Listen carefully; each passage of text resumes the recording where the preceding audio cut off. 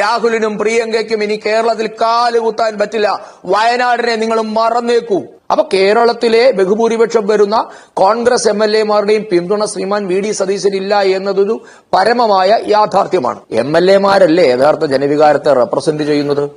അതോ തെരുവിലിറങ്ങുന്ന 250, 500, 1000 ആൾക്കാരുടേതാണോ ജനവികാരം? നിങ്ങൾ പാർലമെന്ററി പാർട്ടിയിൽ വോട്ടെടുപ്പ് നടത്തി അവരുടെ അഭിപ്രായം തേടിയപ്പോൾ എന്താണ് അവസ്ഥ? VD സതീശന് പിന്തുണയില്ല. അതൊരു യാഥാർത്ഥ്യമാണ്. അതേ ഞാൻ പറഞ്ഞുള്ളൂ. ആ യാഥാർത്ഥ്യത്തെ എങ്ങനെയാണ് കോൺഗ്രസ് മറികടന്നത് എന്നതിന്റെ ലക്ഷണം ഇന്നത്തെ തെരുവുകളിൽ നിങ്ങൾ കണ്ടില്ലേ? എന്താണ് വർഗീയമായ പരാമർശം? ഇവിടെ കണ്ട ഒരു നേതാവിന് അനുകൂലമായ പ്രകടനത്തിന്റെ എന്ത് കുഴപ്പമാണ് സന്ദീപ് വാചസ്പതിയും BJP-യും കാണുന്നത്? ഇന്ന് തൊടുപുഴയിൽ വിളിച്ച മുദ്രാവാക്യം എന്തായിരുന്നു? നിഷയുടെ ചാനലിൽ ആ വിഷയമുണ്ടല്ലോ, അതൊന്ന് കേൾപ്പിക്കൂ. എന്തിനാണ് സുകുമാരൻ നായരെയും വെള്ളാപ്പള്ളി നടേശനെയും അധിക്ഷേപിച്ചുകൊണ്ട് മുദ്രാവാക്യം വിളിക്കുന്നത്? സ്വന്തം നേതാവിന് ജയ് വിളിച്ചോളൂ, നിങ്ങൾ വിജയിച്ചു, നിങ്ങൾക്ക് മുഖ്യമന്ത്രി ഉണ്ടായി, ആയിക്കോട്ടെ. ഇതിനു മുൻപ് പ്രസംഗിച്ച ചില കാര്യങ്ങൾ കൂടി കൂട്ടി വായിക്കുമ്പോഴാണ് നിഷ നമുക്കതിൽ അസ്വാഭാവികത ഉണ്ടാകുന്നത്. കഴിഞ്ഞ 10 വർഷത്തെ കേട് മുസ്ലിങ്ങൾക്ക് വേണ്ടി തീർത്തിട്ട് വേണം നമ്മൾ അടുത്ത UDF ഭരണം പിടിക്കാനെന്ന് പ്രസംഗിച്ചത് KM ഷാജിയല്ലേ? മതമാണ് മതമാണ് മതമാണ് പ്രശ്നമെന്ന് പ്രസംഗിച്ചത് KM ഷാജിയല്ലേ? അപ്പൊ അദ്ദേഹത്തിന്റെ പാർട്ടി ഇത് ചെയ്യുമ്പോഴാണ് പ്രശ്നം. മതമാണ് ഞങ്ങളുടെ പ്രശ്നമെന്ന് പറഞ്ഞുകൊണ്ട് ഞങ്ങളുടെ മതത്തിന് സമുദായത്തിന് വേണ്ടി വേണം ഭരണം പിടിക്കാനെന്ന് പ്രസംഗിച്ചതിന് ശേഷം തെരുവിൽ ഇത് നടത്തുമ്പോഴുണ്ടാകുന്ന അസ്വാഭാവികതയെ പറ്റി ഞങ്ങൾ പറഞ്ഞുള്ളൂ.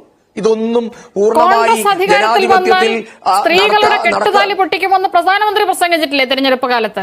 ആരാണ് ഈ രാജ്യത്ത് മതം പറയാതെ പ്രസംഗിക്കുന്നവർ തെരഞ്ഞെടുപ്പ് റാലികളിൽ അല്ലെങ്കിൽ രാഷ്ട്രീയ പ്രസംഗങ്ങളിൽ? ശ്രീ സന്ദീപ് വാചസ്പതി, സ്ത്രീകളുടെ കെട്ടുതാലി വരെ പണയം വെക്കേണ്ടി വരും എന്ന് പറയുന്നത് വർഗീയതയാണോ? അല്ലെങ്കിൽ എന്താ സാമ്യം എന്ന് പറഞ്ഞിട്ട് നമുക്ക് മുന്നോട്ട് പോകാം. ഈ രാജ്യത്ത് പ്രധാനമന്ത്രിയും ആഭ്യന്തരമന്ത്രിയും അടക്കമുള്ള ആളുകൾ ഒരു വർഗീയതയും ഈ തെരഞ്ഞെടുപ്പുകളിലൊന്നും ഒരിടത്തും പറഞ്ഞിട്ടില്ലേ? ഹിന്ദുക്കൾക്ക് വേണ്ടിയാണ് BJP ഭരിക്കുന്നത് BJP-യോടെല്ലാം പറഞ്ഞു. അല്ലെ നിഷ, വെറുതെ വന്നിരുന്ന് അങ്ങ് സാമീകരിക്കാതെ. എവിടെയാ BJP പ്രസംഗിച്ചിട്ടുള്ളത്? BJP ഭരിക്കാൻ പോകുന്നത് കഴിഞ്ഞ 60 വർഷക്കാലം കോൺഗ്രസ് ഭരിച്ചു, ഞങ്ങൾ പ്രതിപക്ഷ എന്ന് പറഞ്ഞു എന്നല്ല, ന്യൂനപക്ഷ സമുദായത്തെ അങ്ങേയറ്റം അവഹേളിക്കുന്ന തരത്തിൽ ഇവിടെ പറഞ്ഞല്ലോ. ഹൈക്കമാൻഡിന് എന്തുകൊണ്ടാണ് ഈ പറയുന്ന MLA-മാരുടെ ഭൂരിപക്ഷ അഭിപ്രായത്തെ മറികടക്കേണ്ട സാഹചര്യം ഉണ്ടായത്? ആ സാഹചര്യം എവിടെ നിന്നുണ്ടായി? ജമാഅത്തെ ഇസ്ലാമിയുടെയും മുസ്ലിം ലീഗിന്റെയും സമ്മർദ്ദം തന്നെയാണ് അതിന്റെ പിന്നിലുള്ളത്. ഞങ്ങളത് മനസ്സിലാക്കുന്നു. അതാണ് ഞങ്ങളുടെ പൊളിറ്റിക്കലായിട്ടുള്ള ആരോപണം. അത് തന്നെയല്ലേ അൾട്ടിമേറ്റ്ലി സംഭവിച്ചത്. വയനാട്ടിൽ സ്ഥിരമായി അവർ UDF-ന്റെ ഘടകകക്ഷിയാണ്. അവർ ഇന്ത്യൻ യൂണിയൻ മുസ്ലിം ലീഗ് ഞങ്ങളുടെ ഘടകകക്ഷിയാണ് എന്ന് പറഞ്ഞ് തന്നെയാണ് UDF തെരഞ്ഞെടുപ്പിനെ നേരിട്ടിട്ടുള്ളത്. ജമാഅത്തെ ഇസ്ലാമിയുടെ പിന്തുണ ഇത്തവണ ആർക്കായിരുന്നു? എന്താണ് ജമാഅത്തെ ഇസ്ലാമിയുടെ പ്രഖ്യാപിത നിലപാടെന്താ? 2047 ആകുമ്പോൾ ഇന്ത്യ എന്താക്കണമെന്നാണ് ജമാഅത്തെ ഇസ്ലാമിയുടെ പ്രഖ്യാപിത നിലപാട്? അതും കൂടെ പറയും നിഷ. ജമാഅത്തെ ഇസ്ലാമിക്ക് ക്ലീൻ സ്ലേറ്റിൽ സർട്ടിഫിക്കറ്റ് കൊടുത്തത് ശ്രീമാൻ VD സതീശനല്ലേ? ജമാഅത്തെ ഇസ്ലാമി തങ്ങളുടെ നിലപാട് മതരാഷ്ട്രവാദം ഉപേക്ഷിച്ചു എന്ന് കേരളത്തിൽ ജമാഅത്തെ ഇസ്ലാമിക്ക് സർട്ടിഫൈ ചെയ്തത് ശ്രീമാൻ VD സതീശനാ. ജമാഅത്തെ ഇസ്ലാമിക്കാർ പോലും പറഞ്ഞിട്ടില്ല ഞങ്ങളത് ഉപേക്ഷിച്ചു എന്ന്. അപ്പൊ അവിടെ നോക്കൂ, നിങ്ങൾ നോക്കൂ, നിങ്ങൾ പറഞ്ഞ VD സതീശന്റെ വാഴ്ത്തുപാട്.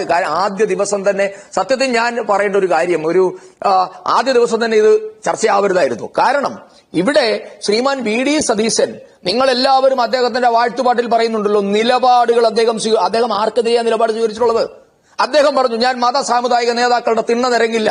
ശരിയാണ്, NSS-ന്റെ SNDP-യുടെ തിണ്ണ നിരങ്ങാൻ പോയില്ല. പക്ഷെ ജമാഅത്തെ ഇസ്ലാമിയുടെയും കാന്തപുരത്തിന്റെയും മറ്റ് സാമുദായിക നേതാക്കന്മാരുടെ തിണ്ണ അദ്ദേഹം നിരങ്ങിയിട്ടുണ്ട്. ആ ചൂണ്ടിക്കാണിക്കാൻ പറ്റില്ല. ആ ഇരട്ടത്താപ്പിനെ പറ്റി ആ ഇരട്ടത്താപ്പ് മാത്രമേ പറഞ്ഞുള്ളൂ. ഇവിടെ ജമാഅത്തെ ഇസ്ലാമിക്ക് ക്ലീൻ സ്ലേറ്റ് സർട്ടിഫിക്കറ്റ് കൊടുത്തതാരാ? ശ്രീമാൻ VD സതീശനാണ്. അപ്പൊ ഇതൊക്കെ കാണുമ്പോൾ അപ്പൊ ഇനി ഒരു കാര്യം പറയൂ, വയനാട്ടിൽ പ്രത്യക്ഷപ്പെട്ട പോസ്റ്റർ എന്തായിരുന്നു? വയനാട്ടിൽ ഇംഗ്ലീഷിലല്ലേ പോസ്റ്റർ വന്നത്? രാഹുലിനും പ്രിയങ്കയ്ക്കും ഇനി കേരളത്തിൽ കാലുകുത്താൻ പറ്റില്ല, വയനാടിനെ നിങ്ങൾ മറന്നേക്കൂ. ഷാഫി പറമ്പലിന്റെ ഫേസ്ബുക്ക് പോസ്റ്റ്, അതിന്റെ താഴെയുള്ള കമന്റുകളൊന്ന് വായിക്കണം. ശ്രീമാൻ മാത്യു കുഴൽനാടന് കേട്ട ഭർസനം ഒന്ന് കേൾക്കണം. ശ്രീമാൻ സന്ദീപ് വാര്യർക്ക് നേരെ ഉണ്ടായ അതിക്രമങ്ങൾ, ഇതൊക്കെ കേൾക്കണം. ആരാണ് ഇതിന്റെ പിന്നിൽ? നിങ്ങൾ ഈ പറഞ്ഞ എക്കാലത്തെയും UDF-ന്റെ വിശ്വസ്ത പാർട്ണറായ ലീഗുകാർ തന്നെയല്ലേ ഇത് ചെയ്യുന്നത്? അത് പുറത്തു പറയുന്ന ഞങ്ങൾക്കാണോ കുഴപ്പം?